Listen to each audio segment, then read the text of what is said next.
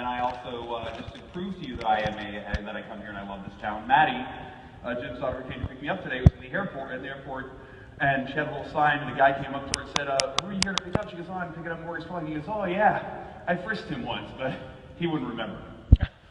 True story. He actually said that to her. There was a guy from security actually told her that today. Listen, it was special for him. I forgot about it. Weird thing was, apparently it didn't even happen at the airport. So I'm a professional storyteller. It's what I do for a living. It's my job. I love it. And today we're going to talk about creating world-changing content one brand at a time. We live at a time that's incredibly exciting and important, and you guys have the ability to tell stories and connect with people in ways that you never have. And that's what I love about what's happening in this ever-changing creative universe. We all want to be that person who stands out. We all want to be that person who looks different, but at the same time, we want to help someone. We want to do something that creates an impact, but we don't want to be crazy. We don't want to look like that crazy person who's making that odd, nutty choice. We want to be the guy who people that look at and say, "God, he's so inspiring," and cares so much, and God is so inspiring. And we can do that if we think different, if we lead and not follow, and if we actually keep our wits about us and don't rock the boat too much. And don't look like a douchebag. Rule number one in creating great content: don't be a douchebag. So what does it take to create original stories that can actually make a difference? It's very simple. First, it takes a set of these. Big brass ones of those. Because you have to be willing to take criticism. That's number one. You have to be willing to stand up in what you believe in and have people criticize you. This is me as a young man. Yes, very classy. I was the youngest of 3 ballet dancing brothers in West Virginia.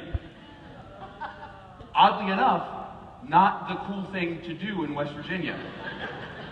Hard to believe, but willing to take criticism. And why was I willing to take criticism? Because I had this amazing person in my life. This is my mom. I had this amazing person in my life. Well, that was my father who came up after her.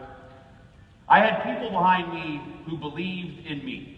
And that's ultimately the first thing you need. You need people who believe in you and who will support and believe in your vision. When I got out of film school and started working on movies, I didn't know what I wanted to do. I knew I wanted to go out and be in this film business. It meant everything to me. It's all I ever wanted. And I had a real persistence of vision. I had a path that I was on, what I wanted to do, what I wanted to create. I didn't know exactly what that meant. And then one day, I got an idea for a movie. And that movie went on to change everything. I'm dying.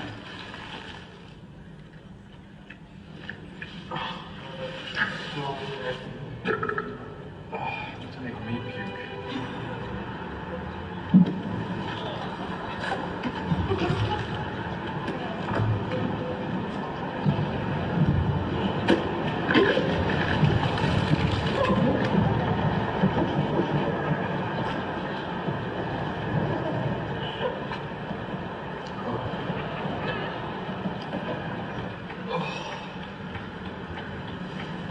You right?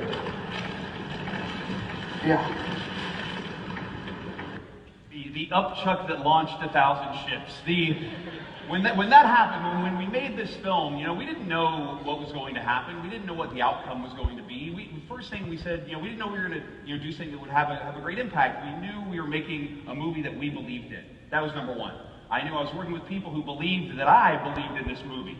Maybe they thought I was crazy, probably true, but we didn't really know that change was going to happen. And you can't plan for change. That's number one. So I tell people all the time. You can have an idea that you want to have an impact, you can have an idea that you want to have change, but you can't really plan for change to happen. When this film came out, this is the key. It's planning for the impact. You can plan for what will happen if it starts to resonate with people, and then you can hope the change will happen. When this movie came out, hit the theaters, blew up in a way none of us anticipated. Then they started showing it in schools. And there was a school out in Long Island, right outside of New York City, where they showed it to the middle school, like 6th, 7th, 8th graders. And there's one scene in the film where we show the lunches that they have in these middle schools, where it's hot dogs, it's pizza, it's sodas, it's all this crap, and these kids were like, "Oh my God, that lunch in the movie, that's our lunch. That's what they're feeding us."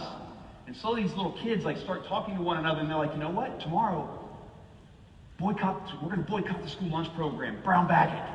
So they start passing notes around. They start passing notes. After a week, half the kids weren't eating the school lunch. After 2 weeks, no one was buying the school lunch. By the Monday the following week, all the parents had descended upon the school, and they're like, "What is going on? Why are my kids asking them to pack lunch?" And within 2 weeks, these little middle school activists changed their school lunch program. It was remarkable. And so on the heels of that, we said, this is having an impact, so what can we do? So what we did is we created an educational version of the movie. We said, let's make something that can really show in schools. Let's get this out so that teachers can use it, so educators can use it, health professionals, you doctors, you name it. I can't tell you the number of doctors that I run into on the street to this day who said, "Oh, a patient came into my office and I prescribed them to watch your movie. And I wrote them prescriptions today. I said, you go watch this." We created something that became a tool for education. And what we did after that is we realized that there was a chance for us to do more just like this. While we were making Super Size Me, we had a test screening. This is the first movie I'd ever made. I'd never made a feature-length film before, but I'd been to those screenings. I'm sure you guys have been to them, being in San Diego, just like so close to Los Angeles, where people stand outside of movie theaters and invite you to come to test screenings of movies. And so we stood outside of the Angelica in New York City with clipboards, because clipboards make you look 35% more official. And so me and the editors were outside, and we're like, "Would you like to come to the test screening of a new independent documentary film?" And they were like, "Well, sure we would." And so we invited people to come to this test screening. This was before the film even got into Sundance. Like, we were finishing the movie. And so me and the two editors, we go to this test screening. We had about 50 people in the audience. They watch the film. At the end of the film, like, one woman stands up. She goes, "I just want to say thank you. Thank you for making this movie and showing people about these terrible corporations and how they're killing us and they're ruining our lives." And the guy on the other side of the room is like, "What movie did you watch? You're out of your mind." And he's like, "What about personal responsibility? You don't know what you're talking about." And they start screaming at one another. And I lean over to the two editors and I'm like, "This is awesome. This is amazing." And so it created such this raw, visceral reaction. And the next day, we're in the edit, and I said, we need to do more of this. I said, we need to do this exact same thing where we challenge what people think, we challenge what people believe, but do it on a weekly basis. So on the heels of this movie, before it ever came out in theaters, we'd created 30 Days, the show that we spun off right after Super Size Me. We sold it to FX right on the heels of coming out of Sundance, so that before Super Size Me was ever in theaters, we knew what was going to be next. We knew what was going to be the next thing that we thought could potentially create that same visceral reaction. So not only did we want to have something that was ours, we wanted to make sure that we owned our own derivative space. We created this. Now we want to make sure we already own what could be next. We want to know what's going to come after that. So not only was I owning my derivative space, I was owning my derivative impact. I was owning what was to come after that. And what I find to be really important is that as part of this is you also don't want to be afraid to do things in this situation that other people are going to think is crazy. Like this movie. When I started pitching this film, how many people in here have ever seen Greatest Movie Ever Sold? Some of you have. Well, the rest of you, I'm going to give you some homework tonight. You should go home, you should see this movie. Greatest Movie Ever Sold is a film all about product placement, marketing, and advertising, where the whole film is paid for by product placement, marketing, and advertising. Genius. At least I thought. And so when I went out to start pitching it, I went to folks like this, and I said, "I've got this amazing movie. It's all about product placement and advertising, and your brands are going to be all in it." And the brand's like, "Oh, that's a terrible idea. Well, why would we ever make that? Why would we ever want to put ourselves in the position of having you ridicule us and make fun of us?" And I was like, "Oh, that's totally fine. I'll go to the product placement companies." So then I went to all the product placement companies and I said, "It's going to be great. We'll put your brands in the movie, and well, you guys are you're in on the joke. It's going to be so smart and creative, and it's going to be so cool. You're going to love it." And then all those companies were like, "Absolutely not." I went to see Norm Marshall, who's at the top, Norm Marshall and Associates, one of the biggest product placement companies at the time. And Norm says, "You think you're going to come in here and supersize my business, buddy? You're wrong." And he spent the next 2 days calling every product placement company in Los Angeles, San Diego, Chicago, you name it, telling them not to work with me, and none of them would. So then I said, fine, I'll take it upon myself to call every company myself. And so I started cold calling CMOs all across the country about the film. I called Abercrombie and Fitch, one of my personal favorite stories. So I called Abercrombie and Fitch, And I said to Abercrombie, I said, here's what the movie's about, here's what it is, and here's what we're making, yada, yada, yada. I said, it'd be great for you guys to have the clothes in, like I could be the spokesperson, and like I'll wear your clothes. And the woman just laughs, and she goes, do you want me to tell you why we would never make this movie with you? And I said, yes, I do. We're filming all this, it's magical. And so she goes, okay, first off, you're old. Like really old, like way too old for like our demographic, like old. And she goes, and you're not very attractive. In fact, you're really kind of funny looking. Some would say even ugly. And she goes, and that skin color of yours, that skin color, I don't even know what that is. It's not even like a tone. It's like translucent-ish. And she goes, and that thing on your face, a mustache? A mustache. She goes, Mr. Spurlock, we sell clothing, not pornography. To which I said to her, I've seen your ads, I beg to differ. Silence. She wanted nothing to do with the movie. So I said, okay, fine. Kept chasing brands, kept chasing brands, kept chasing brands. Cold called probably 600 companies. And then finally, I got banned deodorant. Banned deodorant. The linchpin of advertising. Banned deodorant. I'm in a pitch meeting with them. I tell them what the film's about and what it is, and they're like, oh, that sounds great. It sounds great for us. We're like a challenger brand. It's exactly what we need. Sure, we're in. And I was like, I was shocked. I was dumbfounded. So they said they were in. They said, we'll come in for like $50,000. On the heels of banned deodorant saying yes. Again, banned deodorant, linchpin of marketing and advertising. The next day, I call another big company. The next day, I called somebody who was like Hyatt or someone, some very large Fortune 500 company. And I said, here's what the film's about, yada, yada, yada. And they said, well, I mean, I don't know. Has anybody else said yes yet? And I said, well, banned deodorant said yes. Pause. And the person, no like COO probably said, well, then you better get in here immediately. You better get in here tomorrow. And I was like, great, I'll get in there tomorrow. And on the heels of banned deodorant saying yes, came brand after brand after brand after brand after brand after brand. None of them excited me more, though, than this brand, Mane and Tail. Now, who here knows what Mane and Tail is? Yeah. Yes, all of the horsemen in the crowd. No, well, for those of you who don't, I will tell you what Mane and Tail is. Mane and Tail is a shampoo that is made for both horses and people. But think about it. Think about how many times you've been in the shower with your horse and you've said, why can't there be a shampoo for both of us? Now there is. Mane and Tail. So I see this, I'm like, once we start getting brands on board, like I'm going through grocery stores, just looking at products, saying, who else can I call? Who else can I chase? I'm like writing down all these brands, and I find this in a grocery store, and I'm like, this is the greatest day of my life. I have like won the life lottery when I found this. And so I start chasing Devin Katzen. Devin Katzen is the CEO of Mane and Tail. I'm calling him every day. I'm cold calling, like nonstop. I'm chasing this guy. Finally, he calls me back and he goes, so what is this movie? What is it? I explain to him what the movie is and what it's all about. And he goes, all right, so how would you see us in the movie? I'm like, okay. Picture this. So now, it starts off on a close-up of the bottle of Mane and Tail. And the camera pulls back. And as the camera pulls back, you see me washing my little boy's hair in a bathtub. The camera pulls back some more, and you see me washing my hair. And as the camera pulls back, you see me turn to the left, and there I am washing my Shetland pony. Pause. And then Devin Katzen says, that's the greatest integration I've ever heard in my life. That's amazing. Oh, whew. I thought you were going to do something weird with the product. So, but I had to ask, I said, so what would weird be? Because, well, a couple years ago, we did that movie, Blades of Glory, the Will Ferrell movie. And I told him, I said, so Will's not going to be masturbating with the product or anything. And I said, okay, so that's weird. That's where we draw the line. with mane and tail. Me bathing with a Shetland pony totally fine, that, weird. So needless to say, here's the trailer for the film. Greatest movie ever sold.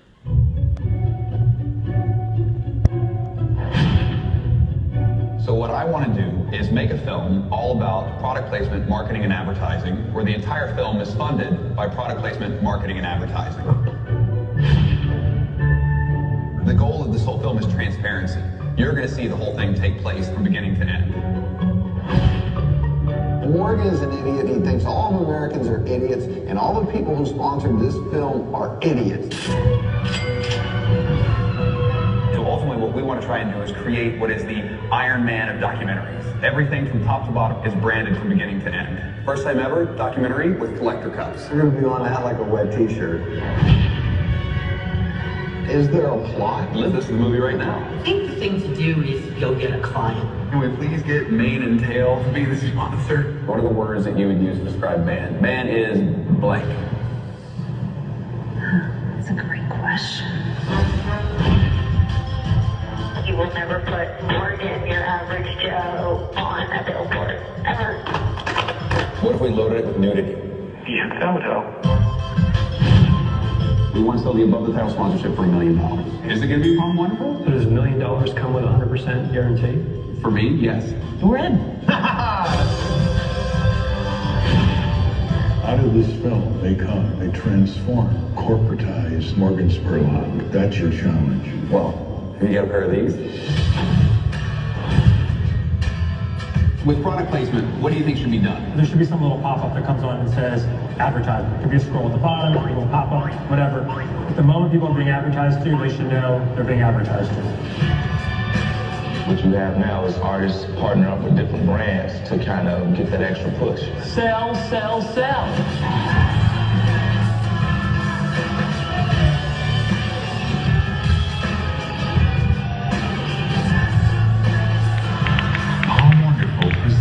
The greatest movie ever sold. Where should I be able to go where I don't see one bit of advertising? To sleep. The amazing thing was this film came out. I mean, we won a Gold Lion at Cannes. I went on to speak at TED about this film, but it kind of changed perception in the industry in so many ways about what was possible with branded content, about brands playing with creators in a very unique and different way. And considering, like, for years I was brand cancer up till Greatest Movie Ever Sold, now it was a very different world. Now is an exciting time to work with brands to create and tell stories that could actually be impactful, that could do something different.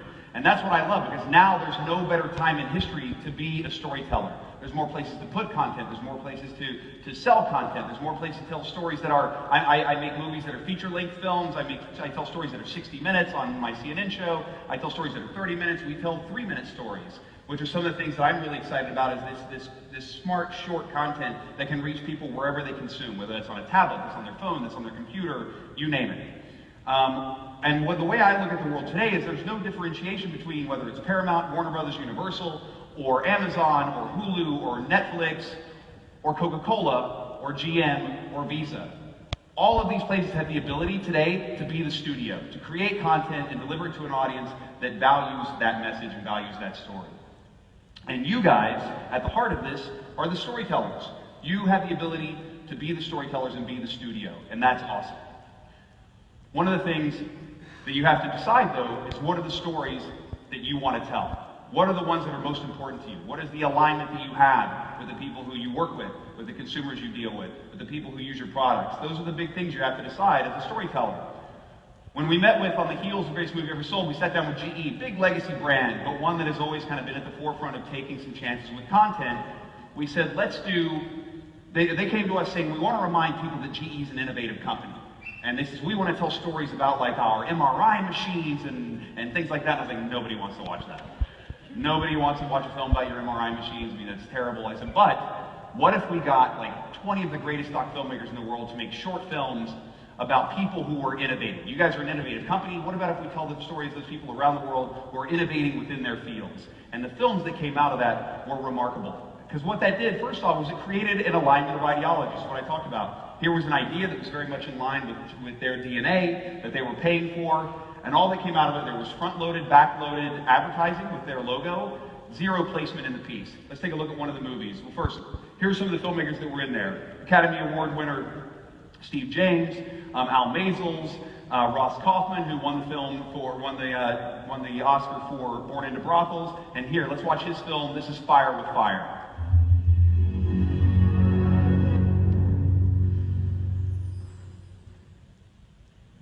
Take one.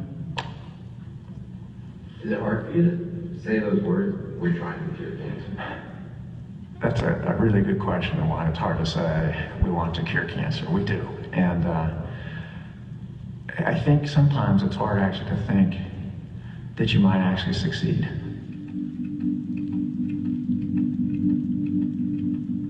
Patients that we're treating on this clinical trial have absolutely no other options left for them. These are patients who are unfortunately destined to die of their disease, and in a fairly short amount of time. Emily Whitehead, 554. So Emma is incredibly matter of fact about all of this stuff. This was a child who had had her leukemia come back twice. The parents were looking for a miracle.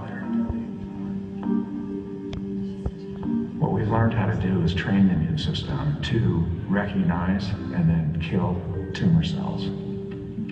It's a procedure where we collect their T cells, and they are infected with a virus that will genetically change them so that they will now see and react against their leukemia cells.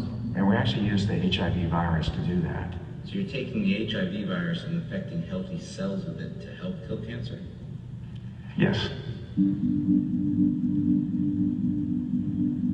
The virus has been engineered so that it can't cause disease anymore. But it still retains the ability to reprogram the immune system so that it will now attack cancer cells. We call those modified immune cells serial killer cells. Each infused cell can kill more than 1,000 different tumor cells. But the reality is the dramatic responses of cancer to new treatments are very unusual. We need to make it clear when we talk to a family that it may not work. Emma was given her T-cell treatment, and within a few days, she was very sick. She had breathing difficulties, she had blood pressure difficulties. We knew that she could not have gotten any sicker without actually dying. But then a remarkable thing happened. The T cells were growing, they were starting to fight the cancer. Within hours, Emma's fever disappeared.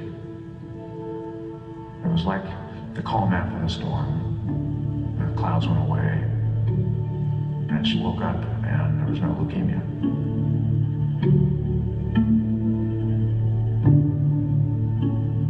When that child survived, it was, of course, an amazing event.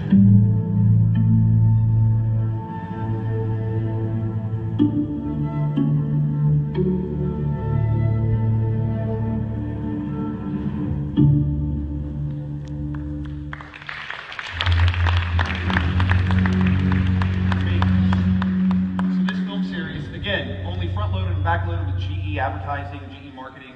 There's no other push for product, no other push for messaging, just an alignment of ideology, very much living in the same mindset. These films have now been seen by 100+ million people around the world. Remarkable. A remarkable thing that these little movies have done, and it's just the power of storytelling backed by a powerful brand who believed in the message and the mission. On the heels of this, I got a call from Paul Allen from Vulcan Productions, who said, I love what you did with that. I want to do the same thing with the economy. He goes, I want to make a feature film about the economy. Very similar conversation I had with GE. I was like, nobody wants to watch a feature film about the economy. I said, but what if we made a bunch of short films about the economy? And said, you know how we had doc filmmakers before? What if we did something called We the Economy? 20 short films you can't afford to miss. And rather than chasing doc filmmakers, we got some of the biggest filmmakers in the world to be a part of this. Adam McKay, who just won the Oscar for The Big Short.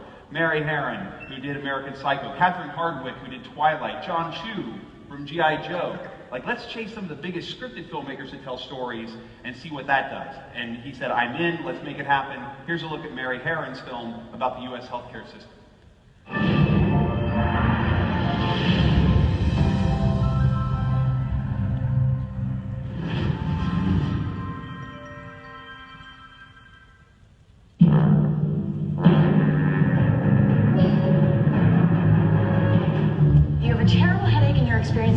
visual disturbances? Is it like flashes of light or more like a dimming feeling? Is one worse than the other? Definitely. Which one? Which one do you have? Both. I don't want to die. Oh, we'll try not to let you die, but it might be pretty expensive. We'll start with a simple blood test. I'll do that. That's okay, I've got it. I do about 100 of these a day. You won't feel a thing. It's true, she's terrific. I'm not very good at all, but if I do it, we can charge you more, the hospital earns more, I earn more, and everyone's happy. Try to stay still. Let's run a chem lab, urinalysis, and a cervical spine x-ray. That sounds expensive. It depends where you are. Our cervical x-ray will cost you $2,100 in Kodiak, Alaska, but only $200 in La Mesa, Texas. Why? Sorry. States regulate healthcare, not Washington. Creates that rich tapestry that makes America great. Well, we can do it for $500. Seems like a lot of tests. Oh, shh. It is. But we don't want you to sue us when you find out that we missed your brain tumor. I have a brain tumor? We'll do a functional MRI and a PET scan, and let's get this with and without GAD. What's GAD? It's a dye we put in your vein for contrast, so that means we'll do the procedure twice, no worries. Do I have to pay twice? Yes. You know, this would be so much cheaper in Belgium, Argentina, South Africa. You know what they say, for the price of a colonoscopy in the U.S., you can fly to Switzerland, rent a chalet, ski for a week, and get a colonoscopy. We're gonna play something soothing so you can relax. You want light jazz, soft rock, or the history of U.S. healthcare? Light jazz? It's stuck on channel 3. The history of U.S. healthcare, good choice. So you can see all these films, you can see the rest of that film.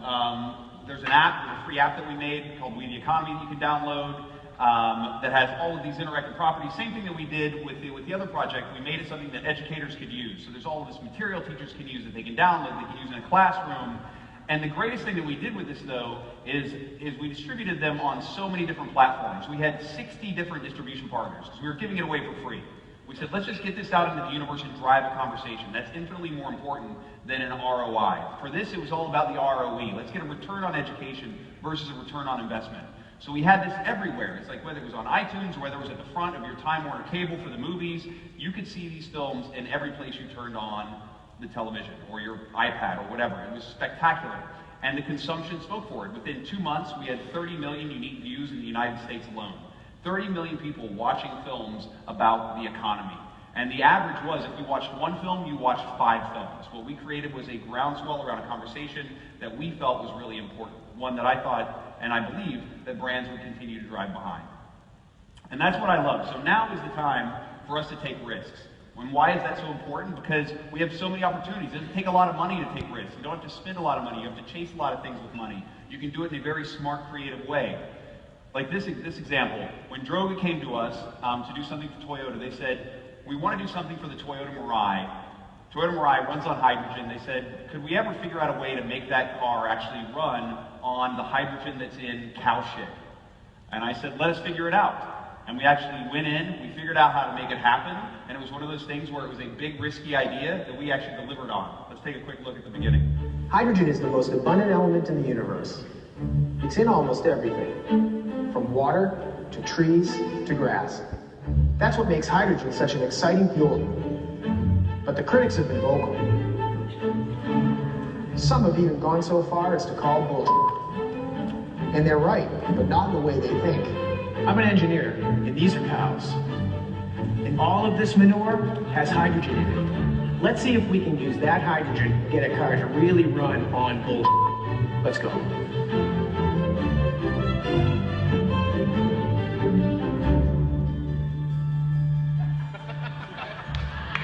So I'm on and watch that whole piece. But the biggest thing for us with Toyota was like, we want to push them beyond their comfort zone. And that's one of the things that you have to do with brands. Brands love the idea of taking risks. They love driving that conversation, but they don't want it to be too risky. So we want to push you beyond that comfort zone. I want to push you beyond that, let's just, cuddle in bed with our clothes on moment.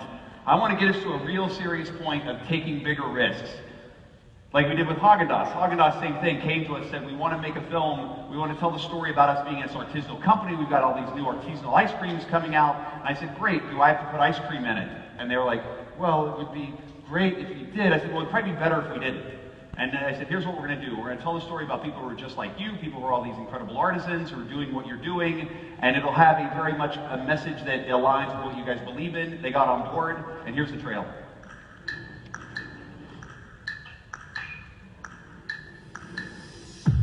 Artisanship is definitely a mindset. We're curious about how things are made. It's a product of the hands.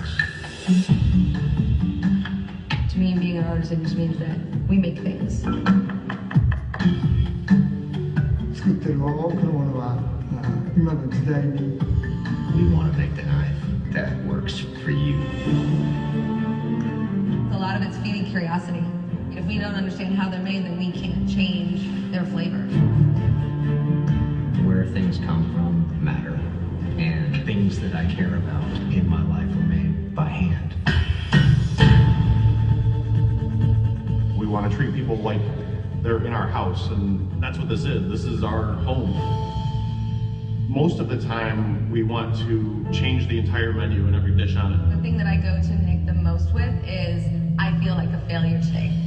It's a difficult thing to learn, and there are days when I want to throw the knives out in the middle of the yard. A single injury can have far-reaching consequences. If I injure my hands, I can't feed my family. やめようとは思わないけどやめさせられると思いました。 The cooking and cutting of food is something that is universal.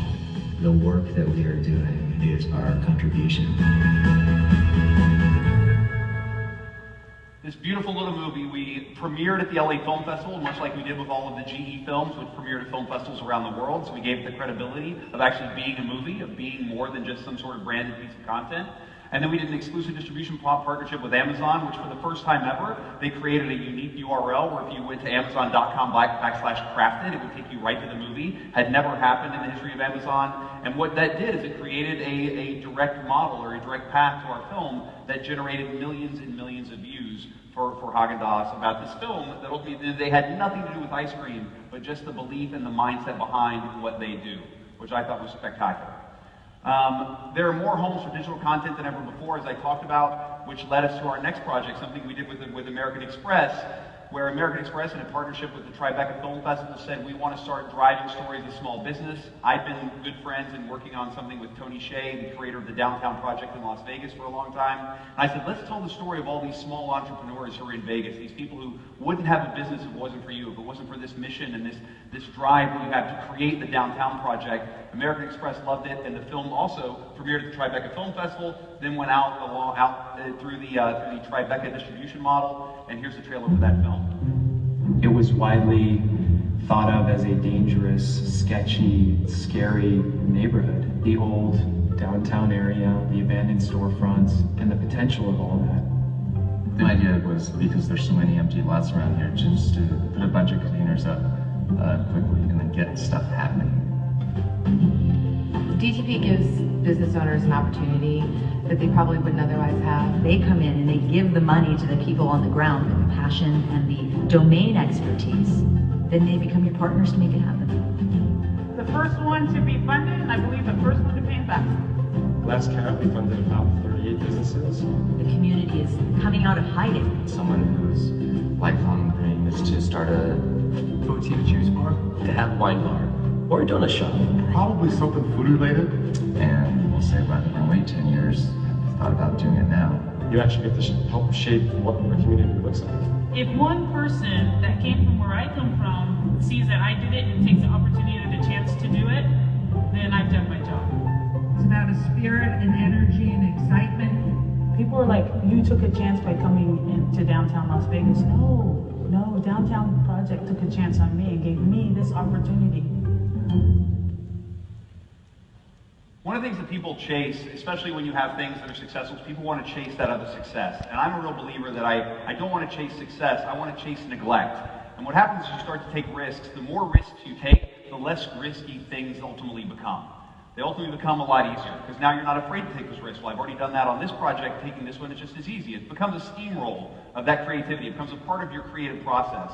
So for us, when I look at that neglect in the marketplace, I'm like, well, what do I want to chase? Where is there a hole? And for me, the thing that we're very excited about right now is millennials in general, as most of us are. But for me, especially like millennial women, young women, there's not a lot of content that's being geared specifically toward them, focused on them. And we did a partnership with Maker Studios about a year and a half ago to create some original content. And out of that have come 3 new shows that we just launched or just announced at MIP in March in Cannes. Present Tense with Jillian Rose Reed, Sexish with Megan Tonjes, and What We Teach Girls. All, I think, 3 incredibly powerful, inspiring, motivating stories that are made for a very specific, millennial-minded, smart female audience that, in my mind, is being neglected in the marketplace. Let's take a look at these shows. Why is it so important for New Orleans to have something that is so open and accepting of every person here? Because it's really hard to live here.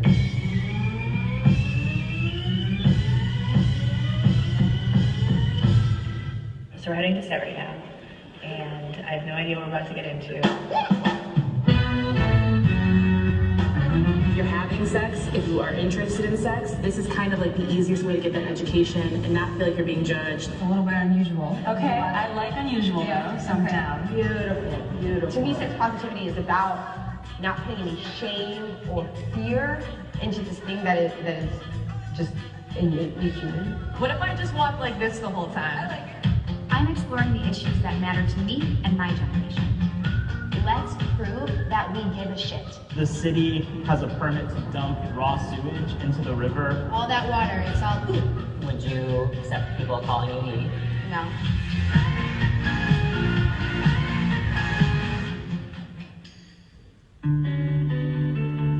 To be a woman to me is to feel empowered. You should own that. People might think that I should have limitations, but I don't think I should have limitations. I want all the women of the world to be free like me. I actually think they're more powerful than boys because they're pretty much the leader of the family. I want to be really involved with social justice. My daughter, she will be what she wants to be. I'm excited.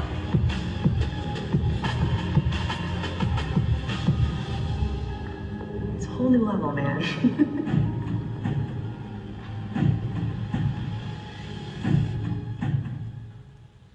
How great is it seeing little Lupita saying, like, I want to fight for social justice? Like, getting those messages out there and those types of stories, I think, are so valuable. And this is where it's exciting from a brand perspective, because now not only is it about creating that content, but distributing that content. We just announced on Monday that What We Teach Girls is partnering with Refinery 29 as our distribution partner. With Refinery 29, we're going to be putting this show out to 175+ million young women around the world. It's putting this message out there, this message of power, of thought-provoking content, letting people see the world through somebody else's eyes, empathy. I think that's an incredible story to tell, and one that is really, really important and valuable that ultimately brands can get behind. So from my standpoint, this is to wrap up for you guys. So finding a good story is only the beginning. The ultimate, most important thing that we should all focus on, our goal, our mission, should be getting that story into the hands, hearts, and minds of your audience. That is going to be your greatest accomplishment. Thank you guys. I appreciate it. Thank you.